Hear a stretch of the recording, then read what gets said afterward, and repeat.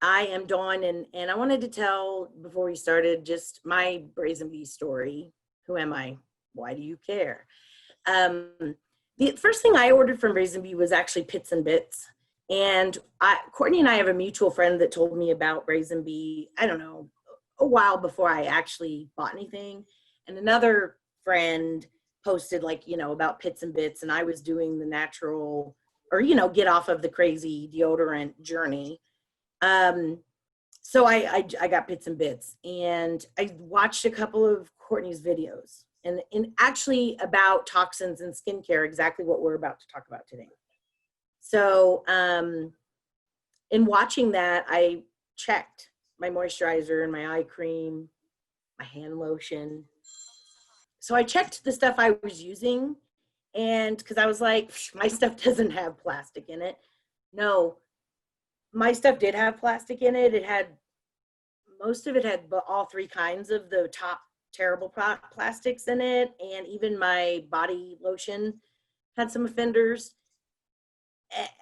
And I went through like the 12 stages of grief, but it pushed me to buy the facial tri-pack. And I also got body scrub and body butter, right? Thinking, screw having crazy stuff in what I'm using, made me try the other stuff. So it changed my skin really quickly.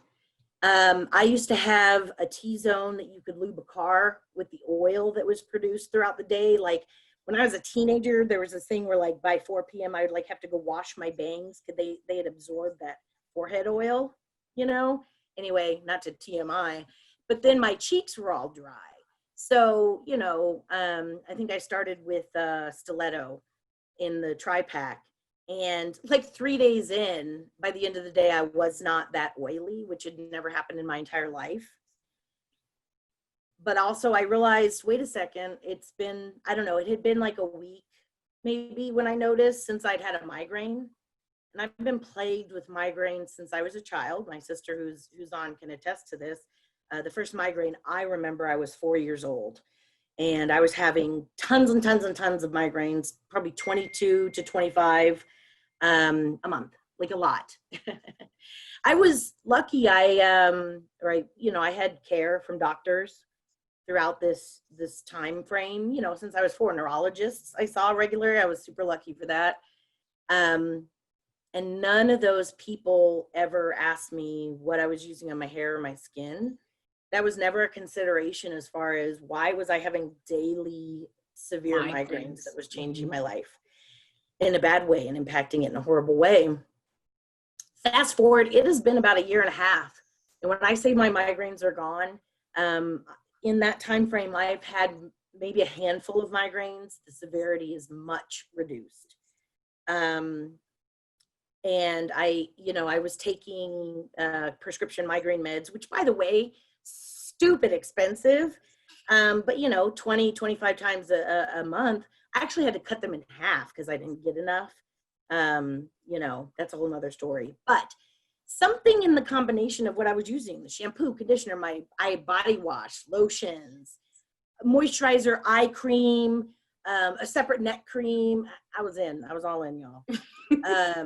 But it was triggering daily migraines. So I don't know, that was pretty transformative to myself and my life, which is what made me have to be a part of Brazen Bee, and why I'm here right now talking to you about this. So I really feel like we deserve to be educated as consumers. No one talks about this, but just to make decisions about what products that we are using that are truly informed decisions would be so nice. So anyway, that's why I'm here. And so I'm going to pass it over to Courtney to get started. All right, yay. So I really wanted Dawn to start out with her story because that migraine story is a real story about transformation after realizing that what you're using in your skincare adds up for your whole body and can affect you in ways that aren't necessarily a rash, that aren't necessarily something you can see. You're putting on something for a visible result, but the skin is a mouth, and it does absorb things. And anyone who tells you that's not true just wants to keep putting chemicals in your products. So some things that I want to start out with, I am going to go over really specific ingredients that I want you to look out for.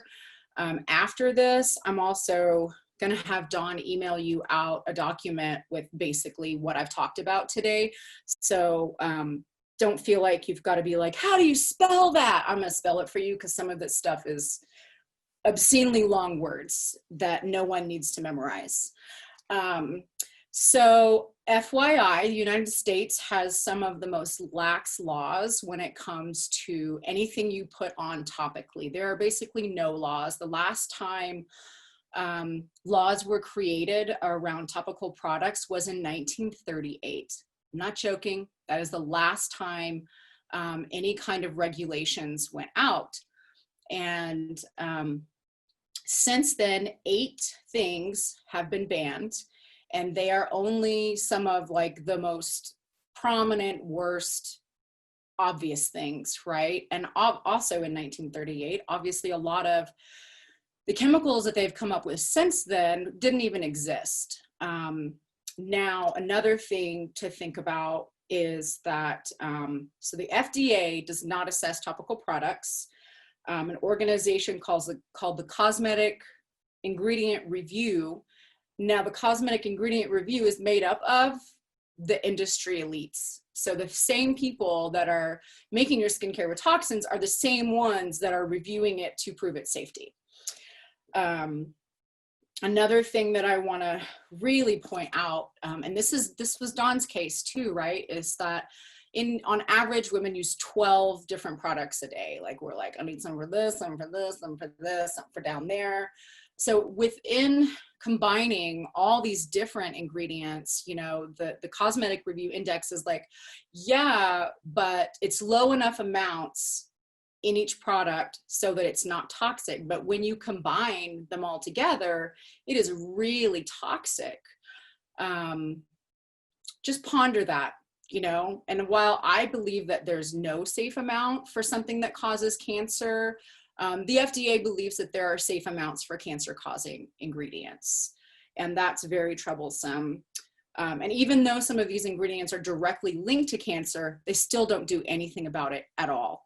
So keep that in mind when you're looking at things. It's unfortunate that we're not protected by any mandates or laws or review committee or anyone that really is independent. The Cosmetic Ingredient Review says that they're independent, and I'm sorry, but they're absolutely not.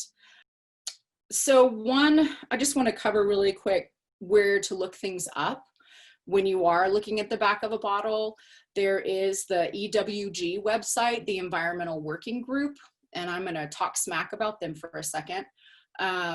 So they are also, they're not bad, but they're also owned by a lot of big companies.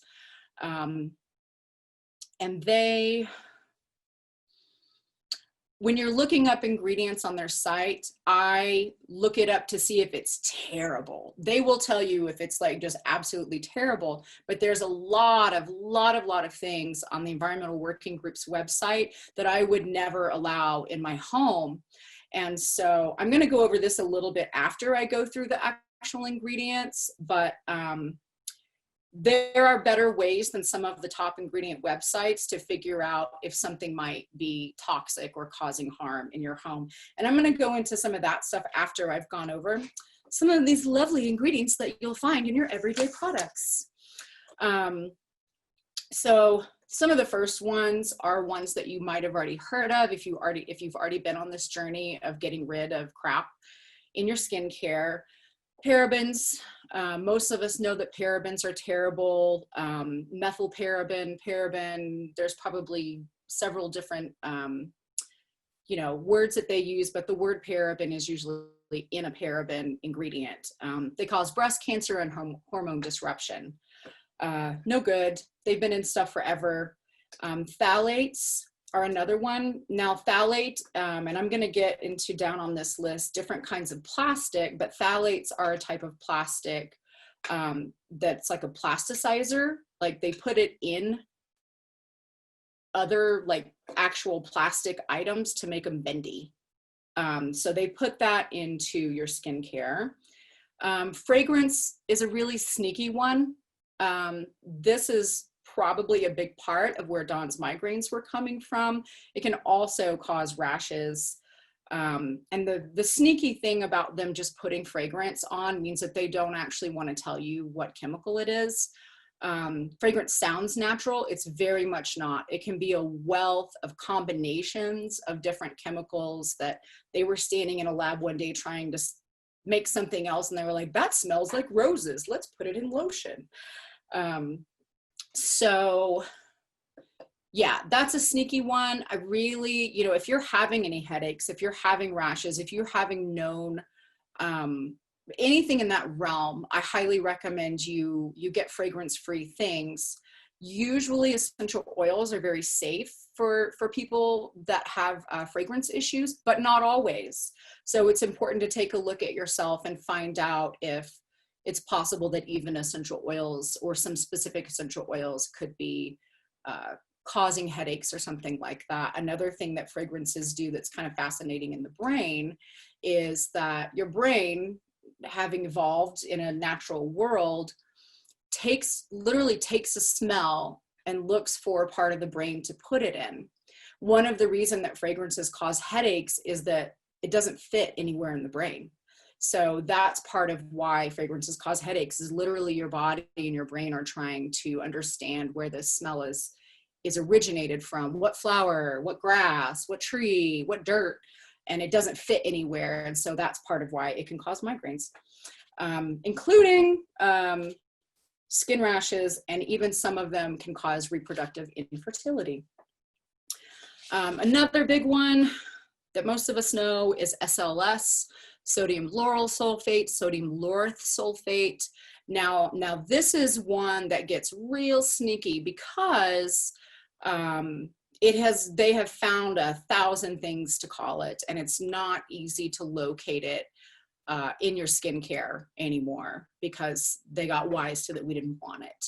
So you'll find SLS, you know, I can't even list all the names. I'm sorry. That is something that you can totally just Google names for SLS and a lot of them will come up.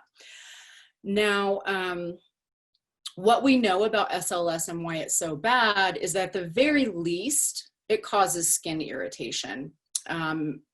And a little background on these chemical surfactants. This is a chemical surfactant that was originally used to do things like clean grease off of engines.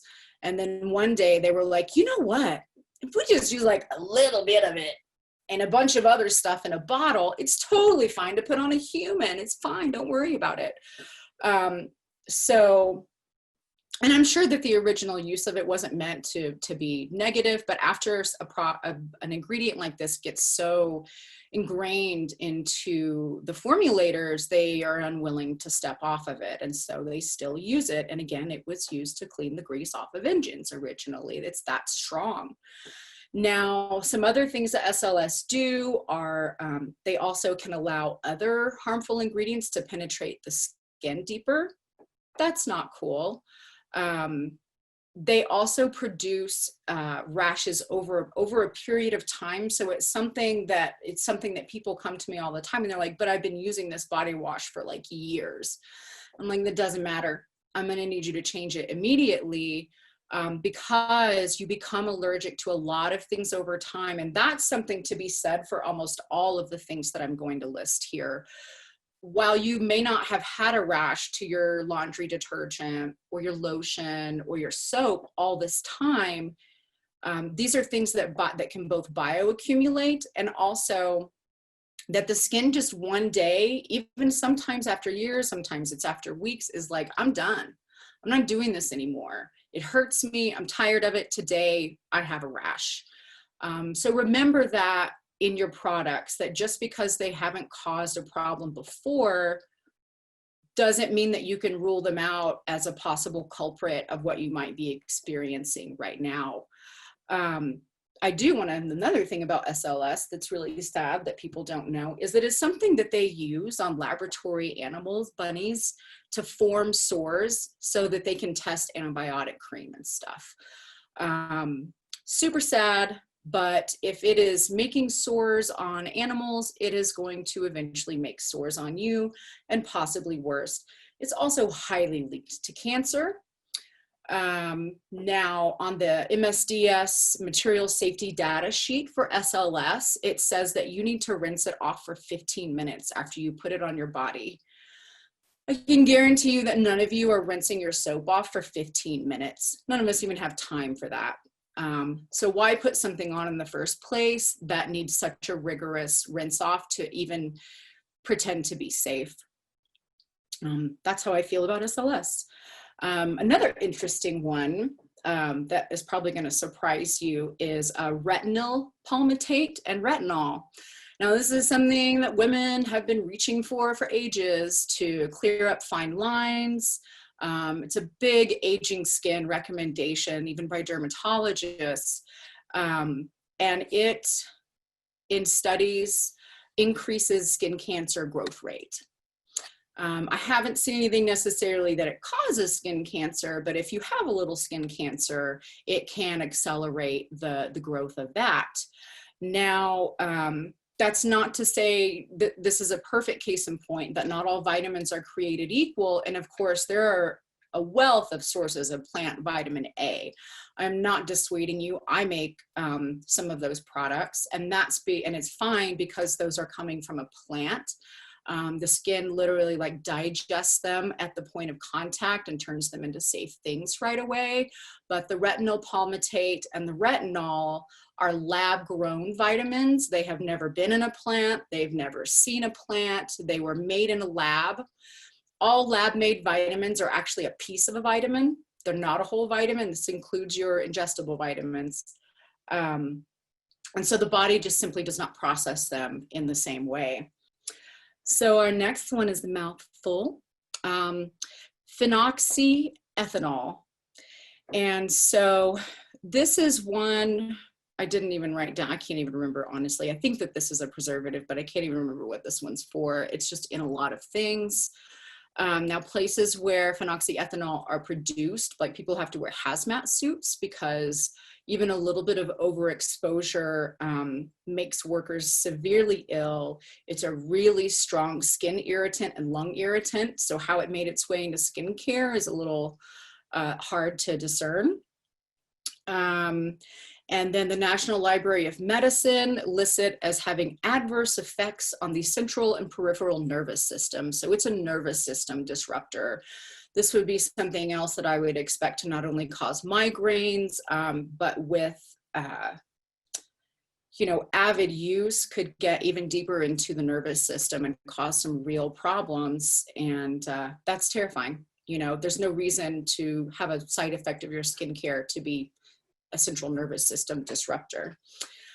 Okay, this is a big one.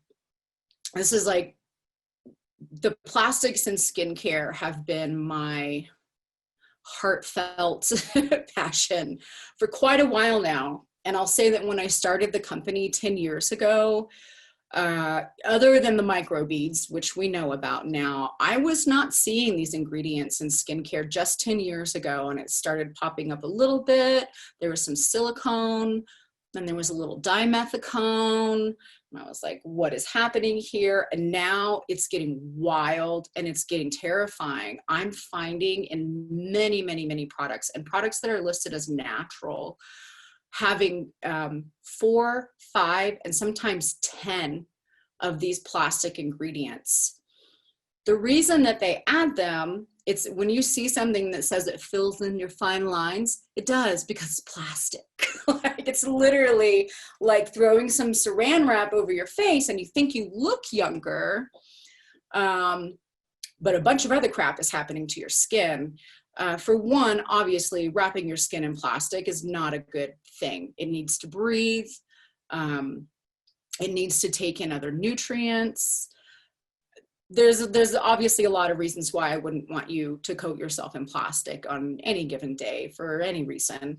But so let's go over some of the names of these. I already mentioned dimethicone and silicone. I really often find these in natural skincare, especially because they can be from a natural source, sort of, but that doesn't mean that they're natural at all. By the time they've worked it out of a plant and put some hexane in it and done something else to it and heated it up, it's not natural anymore. And in fact, it's dangerous.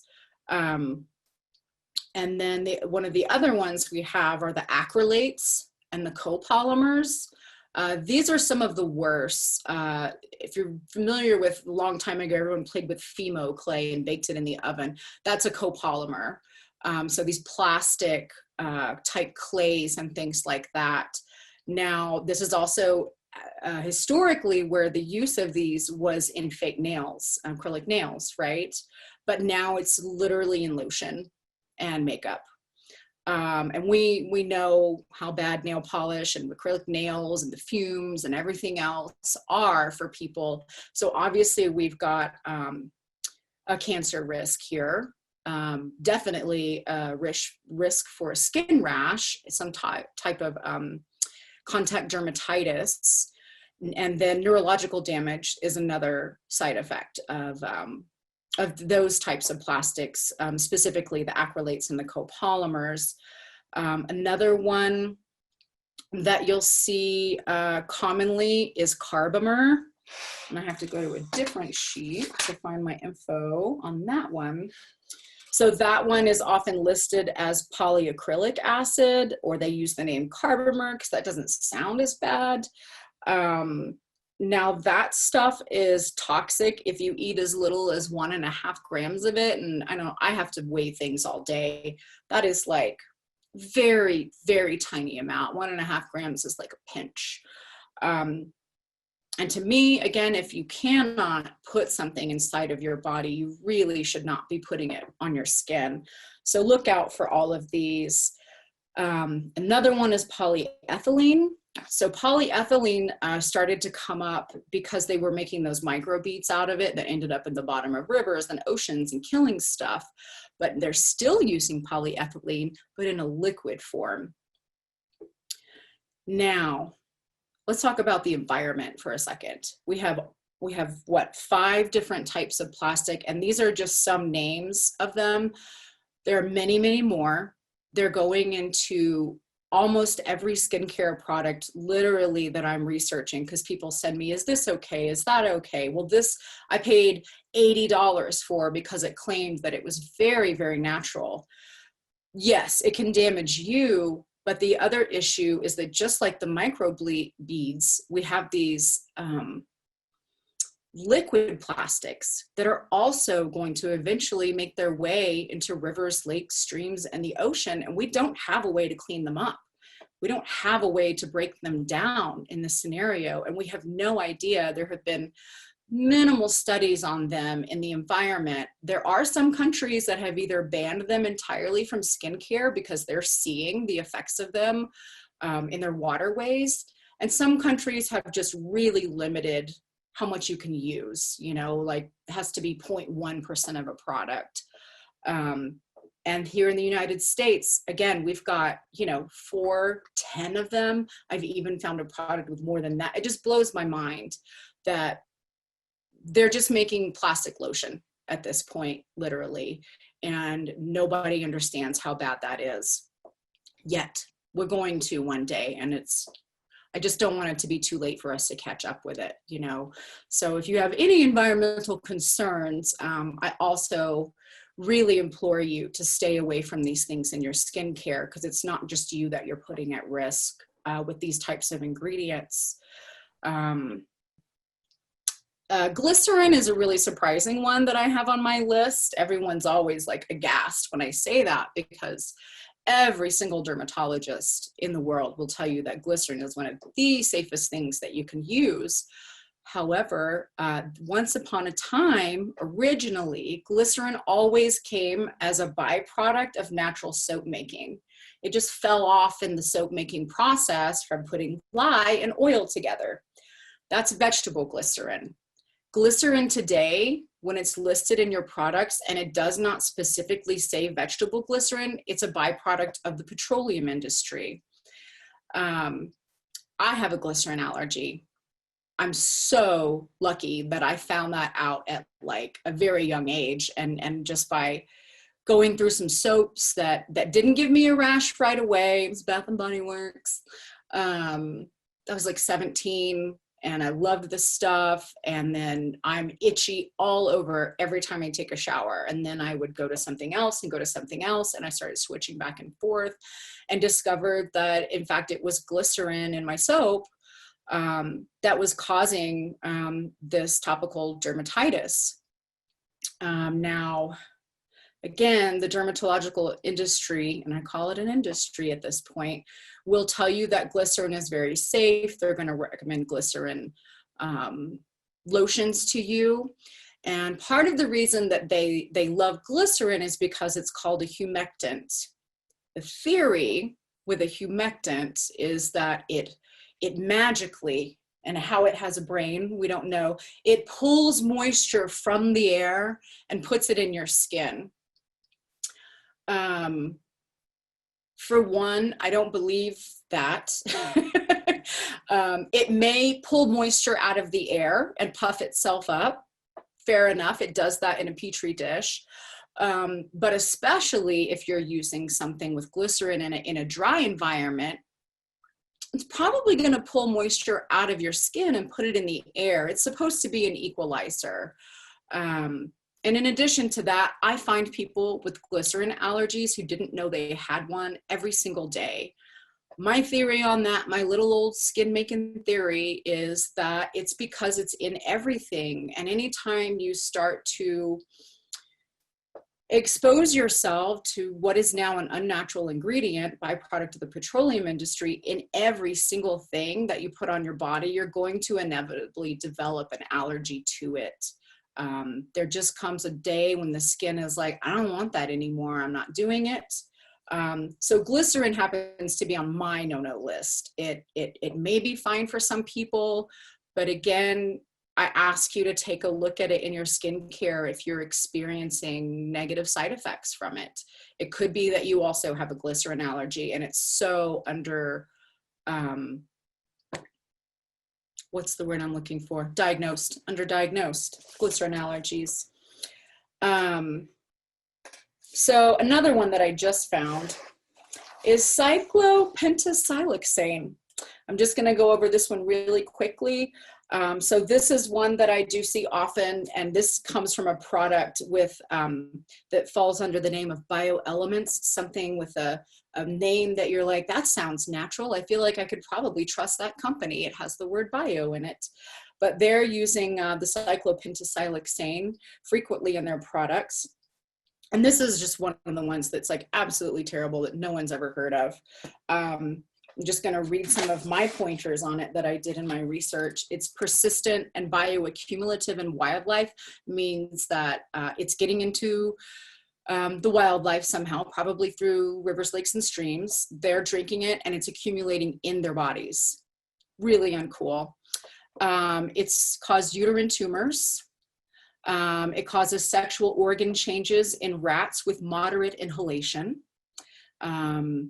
And their babies. So this is something that goes on through the ecosystem to affect the children of the animals that have ingested it, and has a very long half-life, which means that it doesn't exit the body quickly. It stays in there.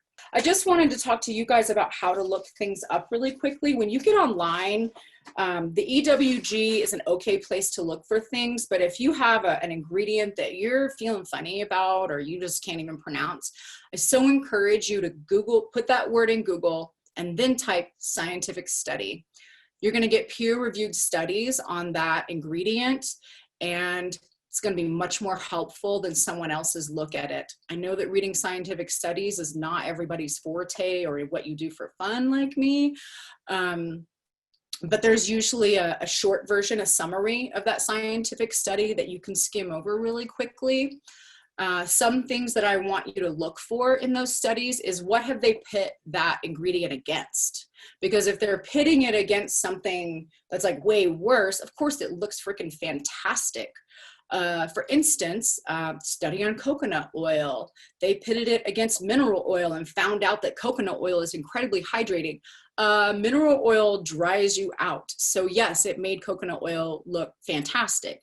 I just want you to take a look at what their what they're studying it up against, because that's a tricky way that they do things in the skincare industry to make an ingredient look safe. It just might be safer than the other crap that they put on people's skin. And the other thing I want you to look at in these studies is how long they did them for. Because, as I mentioned at the beginning, you can become allergic to something after weeks or months, and I've even seen it happen after years. I think that's it. Let's go to questions. A statement. This is awesome because my boss's wife has severe problems with migraines. Oh, And we were just talking about it today, and this is definitely going to help her. That's why I was taking notes. She said that she awesome. have this available, like a little write-up or whatever. I tried to get it on, but I only found out about it an hour ago. So I just messaged her and I'm like, I've got some stuff that you need to know. Oh, She's gonna good. be really So interested. we're also, Jessica, going to put this up. This is Okay. going to eventually be on YouTube, so she could Yes. watch it. Perfect, because I got a lot of friends that would be very interested in this. I bought your products for a lot of friends. They've used it. They love it. So I just want to be able to spread the word. Like I said, I found out an hour ago, so I didn't have much time to promote it. And I hope you keep doing some more of these classes because I do know how to use Zoom now. Yay! It's the test class. I do have a question though too. I can follow up. Yeah. You mentioned about using plastics to eliminate fine lines. Do you have anything that can help eliminate fine lines? Because I have bad eyesight and I've noticed that there's a crinkle right here in my eyes because I always squinch my eyes to look. So something that you That's actually. the COVID crinkle. Sorry. Oh my God. Yeah, yeah, it is actually like the, oh, I can't take it anymore. I think 4 out of 5 people are getting that. So It's a COVID crinkle. I'm not going to blame it on age. It's a COVID crinkle. So, you know, if you want to try to fill some of that in before you put some makeup on or do something like that, and you know about sun liquor, you could actually use the Penetrate hair repair Okay. underneath it. And even if you just want to kind of, the Penetrate has broccoli seed oil in it. I meant to mention that in the plastics conversation. I don't know if I sell broccoli seed oil by itself online right now, but I need to because I purport its greatness all the time. Broccoli seed oil is the closest thing that we have in nature to silicone. It does a little coating, it does a little filling. Okay. It's still breathable. I wouldn't like coat yourself in it constantly all day because it's not super breathable. Yeah. But especially if you're going out and you really want to do that fill in of fine lines and stuff. Right now, the Penetrate hair repair has broccoli seed oil in it, along with some other things that are going to be helpful for that. Actually, meadow foam seed oil is another not dry oil, so it doesn't soak up right away. It'll give you a little extra coverage. Perfect. Yeah, totally. I have a question. Can you talk about sunscreen? Oh my God. Can she? It's terrible. That I don't want the sun to give me cancer, but I don't want the sunscreen to give me cancer. Like I feel very stuck on that. Totally. That's super fair. What I can say is that there are some so good and even more effective alternatives than these chemical sunscreens. These spray-on sunscreens, anything that's not based in zinc oxide, titanium dioxide, which there's some fight about that. I don't use it because there's some cross information on that for the environment more so than people. But so zinc oxide is most typically now used in diaper rash cream, and it's what we used to do on our noses with the triangle in the 80s for the, you know, lifeguards and whatnot. It's a physical blocker. It works so fabulous. It actually does not come off the skin easily. The reason that my makeup is called Sun Liquor is I originally sold it as a sunscreen. I wanted people to just be able to afford it because it's zinc oxide based and it's a dust on. So Mandy, I have clients who are cyclists and they sweat and they use it and tell me doesn't come off. So it needs to be a non-nano type zinc so that it does not get into the bloodstream. If it's, and it will say that on a good sunscreen. I've also seen people, honestly, I'm so into like make your own stuff, taking Burt's Bees diaper rash cream and diluting it with some other oil to make their own sunscreen at home? I have been using it exclusively all summer long here in Texas. Yes. My sister has a pool, and I always just, commercial sunscreens, just, it's not for me. I don't like the feel of it. I have been using the e-stick, and Yes. I have not burned all summer. We Yeah. went out on the boat, and everyone else was using like commercial sunscreen, because Oh, yeah, I you told me had about that. suggested this to a friend of mine whose baby was having eczema problems. Oh. I said, get the sunscreen off of him, because that was a huge trigger for my kids when they were babies. Yeah. And but I wanted to try it on me first to let her know that he would be protected. And in the water, I swim with it, and I just reapply it the same way you would reapply any other sunscreen. And it is. So Mandy, the fantastic. e-stick, I think I sent that to you, didn't I? I didn't get you sent me a bunch of great stuff, but I didn't get the e-stick. So I'll order some of that. Okay. And I do both. I am totally marshmallow. And some, if you're really a burny person, you can do both. Yeah. Like I get one good sunburn, and then I just tan after that. So I'm not, super burny, but I just, I second the e-stick. Stay out of the sun. So yeah. Well, yeah, and stick on my dog. Those commercial sunscreens, it's been found in breast milk, so we know that it. Right. And they are really, really big hormone disruptors. And what that means, that sounds kind of like, oh, when is that real? So my hormones are going to be messed up for a minute.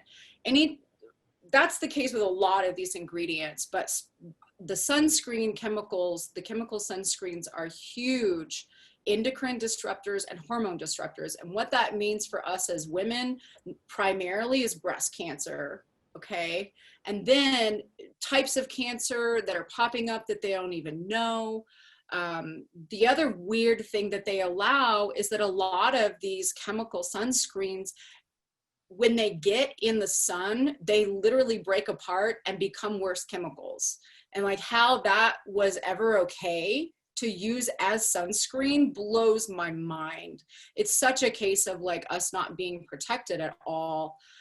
And I know that now people are like, oh, I want to spray it. I'm like, yeah, and you're going to inhale it. Like, sorry, go back to old school, rub it on your body, get a cute person to put it on your back. So thank you for that question. Absolutely brilliant. Sunscreen Courtney, is terrible. On the Yes. same vein of sun, what about for some of us, it's your mother, Barbara. Yes, I know. What about for some of us older folks who have age spots? What do we use to get rid of the age spots? Yes, that's perfect, Mom, because a lot of what's touted for age spot removal is also a lot of toxic chemicals. For that situation, I actually have my whole line called Enlightened. And I made that because I had a big spot of melasma on my forehead, a big brown continent that I got rid of. Yeah, so that is a 3-step system. And I really very rarely tell people you've got to use all 3 of something. But for age spots, for one, our skin's getting older. That's part of why we have them. The reason that we even get age spots in the first place is because your skin is really attempting to be protective. If you've had a compromised place that is regularly getting too much sun, like the high cheeks and things like that, the nose, the skin is depositing little melanin deposits there because melanin is protective. So you want to thank her for doing her job and then go like, cool, I'm going to put something on topically that helps you digest extra melanin. So these are not skin lighteners. It's an oil, a face wash with herbs in it that does the same thing, and a toner. And the toner is so you can wear those herbs all day and they can just keep working. And they're all a combination of things that I've researched that help the skin digest extra melanin. And that's what we want to do instead of any attempt at lightening. A lot of dermatologists and estheticians will tell you to go get a laser treatment and rip all that off. Well, what happens after a laser treatment? The age spots come back with a vengeance because the skin has been compromised further. Caitlin had a great question that she chat. And so she's asking about the body masks because they're on sale, and she's wanting to know. she hadn't tried them yet. She's wondering if that will Yeah. help detox the chemicals from shampoo. Absolutely. conditioner. So the answer is yes. Science has definitely proven that the use of these clays pulls toxins up out of the skin. And in fact, the multinimity clay specifically has even been used on people that have been exposed to radiation. Fascinating. So body masking is a really great way to just flush things out. If you've been using really toxic stuff, I definitely want you to drink a lot of water while you're using it. You do need to lotion afterwards without something toxic, because it is going to pull some oil out, you know, and you don't want to do that or let it stay dry. So yes, the multinimity clay body mask is very helpful for, for any kind of toxin. It also can help pull things out of the lymph nodes as well. It's not going to clear your lymph nodes of crap, but it is definitely helpful for getting lymphatic flow, which is something that gets really stagnant in us as toxins accumulate, and even with stress. So yeah. I have another question, if it's okay. Can you talk about, you know, I don't know if everybody gets these, but when I shave my legs, the back of my legs get the little red bumps. Mm-hmm. You know, and that has never not happened to me, like my whole life. And so I've tried some scrubs. You know, I've tried using some scrubs on it, and you know, moisturizing right away, etc. Yesterday, for the first time, I used the body butter. Yes. And it's a little bit, it's not as bad as usual after using the body butter, but if you have something else, I want to know what it is. So people often report that specifically the coffee scrubs have been really helpful for that. And I think something about the caffeic acid in coffee is helpful for razor bumps. You know, there's no science, I don't know why. But something else that I can suggest, Mandy, is actually to shave with the body butter. You don't need a lot of it. Okay. You can also just use a plain oil like grapeseed oil. Try shaving with that. I would put it in like a peri bottle kind of thing, so I don't want you to slip and fall in the shower. But yeah, try shaving with some different things. You know, okay. The thing about soap shaving, which is so fast, and even I resort to it on days that I'm like, I don't want to mess with all this oil crap. The thing about using even natural soaps to shave with is that, for one, it's drying, and then you're running a razor over your body and it's already like pulled out the extra oil, and so it just makes bumps for some of us.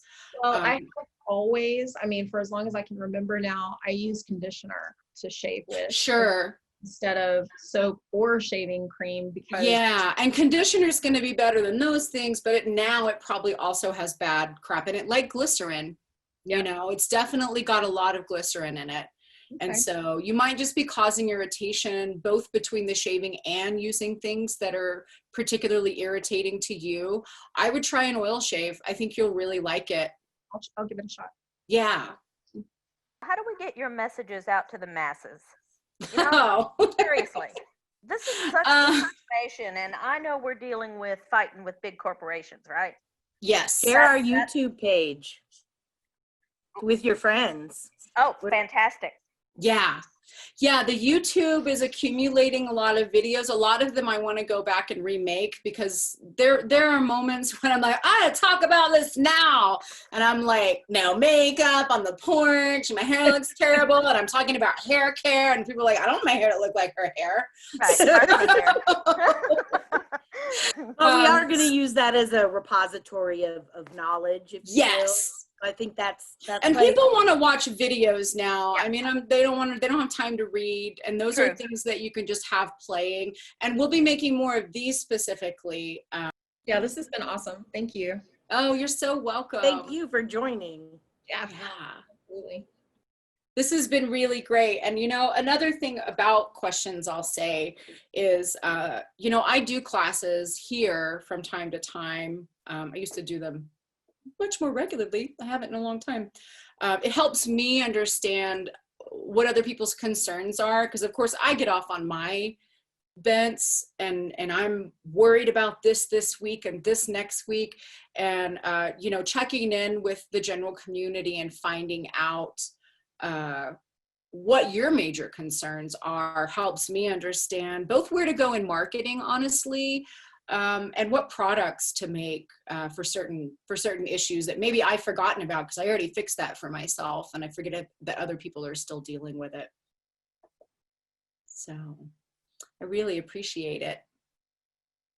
Perfect. Thanks, everybody. Give us a hot second to put together a cute little attachment and we'll email it out to everybody. Yeah, I'm going to start typing. All that stuff. All of my crazy handwritten notes, of course. So I love you guys very, very much. Thank you for attending class today. Bye, guys. Bye. Bell's ringing. Thank you. Bye.